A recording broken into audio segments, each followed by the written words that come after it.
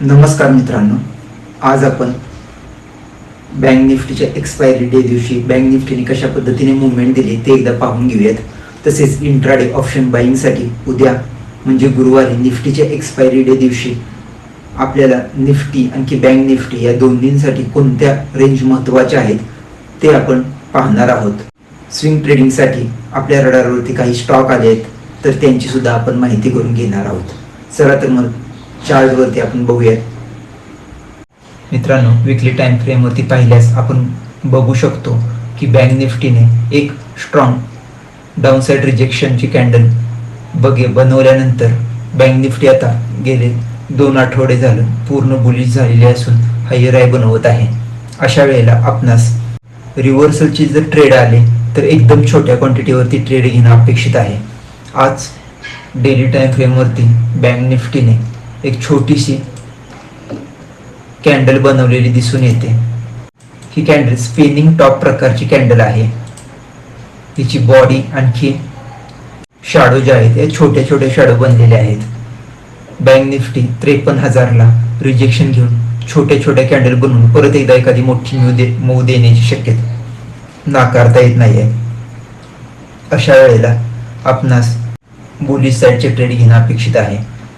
5 मिनिटाच्या टाइम फ्रेमवरती पाहिल्यास उद्यासाठी महत्त्वाच्या रेंज 53,000चा हाय आहे.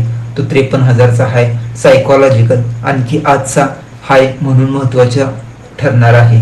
तसेच आजचा क्लोज म्हणजे 52,700 तसेच 52,400 इथे बँक निफ्टीने आज भरपूर वेळ सपोर्ट घेऊन कन्सोलिडेशन नंतर पुन्हा एकदा एक चांगली मुवमेंट दिली होती. तर 52,400 हा एक सपोर्ट महत्त्वाचा ठरणार आहे. डाऊन साईडला 52,000 हा सायकोलॉजिकल तसेच स्ट्रॉंग सपोर्ट लाईन म्हणून महत्त्वाचा ठरणार आहे. एकूणच आजचा 52,400 52,700 52,000 आणखी 53,000 या ज्या 4 रेंज आहेत त्या महत्त्वाच्या ठरणार आहेत. बँक निफ्टी कशा पद्धतीने मुवमेंट देते या 4 रेंजनुसार आपण जशा कॅन्डलस्टिक बनतील त्यानुसार ट्रेड घेणं अपेक्षित आहे. अपसाइडचा विचार केल्यास 53,500 हा सायकोलॉजिकल सपोर्ट रेजिस्टन्स आपणास आखता येईल. एकूणच काय हे 4 ते 5 रेंज आहेत त्या महत्त्वाच्या ठरणार आहेत. निफ्टीचा आपण आजचा ॲनालिसिस बघूयात. डेली टाइम फ्रेमवरती निफ्टीने आज बँक निफ्टीपेक्षा स्ट्रॉंग बुलिश कॅन्डल केलेली दिसून येते. निफ्टी गेली 3 दिवसांपासून स्ट्रॉंग बुलिश कॅन्डल बनवताना दिसून येते. अशा वेळेला निफ्टीला सुद्धा आपण बँक निफ्टीप्रमाणे बुलिश ट्रेड घेणंच अपेक्षित आहे. जर एखादा रिव्हर्सल येत असेल तर थोडासा वेट करणं अपेक्षित आहे. निफ्टीला उद्या एक्सपायरी डे दिवशी 23,880 म्हणजे 23,900 ही रेंज महत्त्वाची आहे. तसेच आजचा 23,700चा एक सपोर्ट निफ्टीने चांगला स्ट्रॉंग घेतला, त्यानंतर पुढची मुवमेंट दिलेली आहे. आजचा जो लो आहे तोच 23,700चा आहे. निफ्टीने कालच्या क्लोजिंगला ओपनिंग केली, त्यानंतर कन्सोलिडेशन झालं व 23,700ला स्ट्रॉंग एक कॅन्डल बनवली आणखी त्यानंतर निफ्टीने अपसाईडची मुवमेंट दिलेली दिसून येते. उद्यासाठी हा आजचा जो लो आहे तो 23,700 ही रेंज आपणास महत्त्वाची आहे. त्यानंतर सायकोलॉजिकल सपोर्ट रेजिस्टन्स आहे 23,800 असेल, 23,750 असेल. ह्या रेंज सुद्धा महत्त्वाच्या ठरणार आहेत. इथे आल्यानंतर मार्केट कशा पद्धतीनं मुवमेंट देते हे बघूनच आपण ट्रेड घेणं अपेक्षित आहे. वरच्या साईडचा विचार केल्यास 23,900 23,950 आणखी 24,000 या रेंज महत्त्वाच्या आहेत. मित्रांनो, आता आपण आपल्या स्विंग ट्रेडिंगसाठी रडारवरती आलेला एक स्टॉक बघूया. या स्टॉकचं नाव आहे CESC. या स्टॉकने एक स्ट्रॉंग ब्रेकआउट दिलेला आपणास दिसून येतो. आपण इथनं नेकलाईन पकडल्यास स्टॉकने इथे असा एक व्ही आकाराचा पॅटर्न बनवून त्याच्यानंतर दुसरा व्ही आकाराचा पॅटर्न बनवून ब्रेकआउट दिलेला आहे. हा एक कप अँड हँडल टाईपचा ब्रेकआउट झालेला दिसून येतो. आपण या स्टॉकला 68ला आजच्या क्लोजिंगला एंट्री करणं अपेक्षित आहे.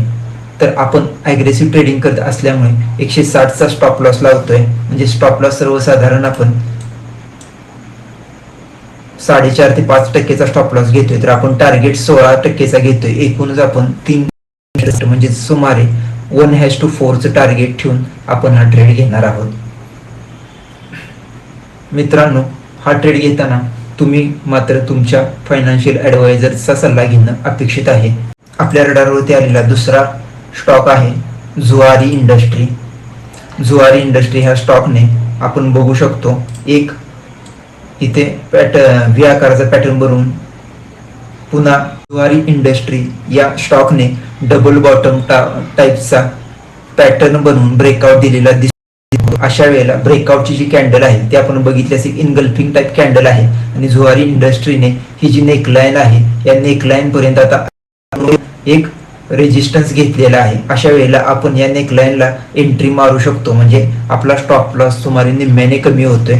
जुआरी इंडस्ट्रीज या स्टॉकसाठी आपण सुमारे 10%चा स्टॉप लॉस लावतोय. त्यानुसार आपण रिस्क रिवॉर्ड रेशो फॉलो करणं गरजेचं आहे. मी माझ्या पोर्टफोलिओमध्ये हा स्टॉक ऍड करतोय. माझा स्टॉप लॉस सुमारे 10%चा असणं अपेक्षित आहे. तर टार्गेट मात्र सुमारे 33%चा आहे. एकूणच या स्टॉकमधून आपल्याला 1:3 एवढं टार्गेट मिळणं अपेक्षित आहे. आपण मित्रांनो 2 स्टॉक आज डिस्कस केले, जुआरी इंडस्ट्री आणखी सीईएससी या स्टॉकला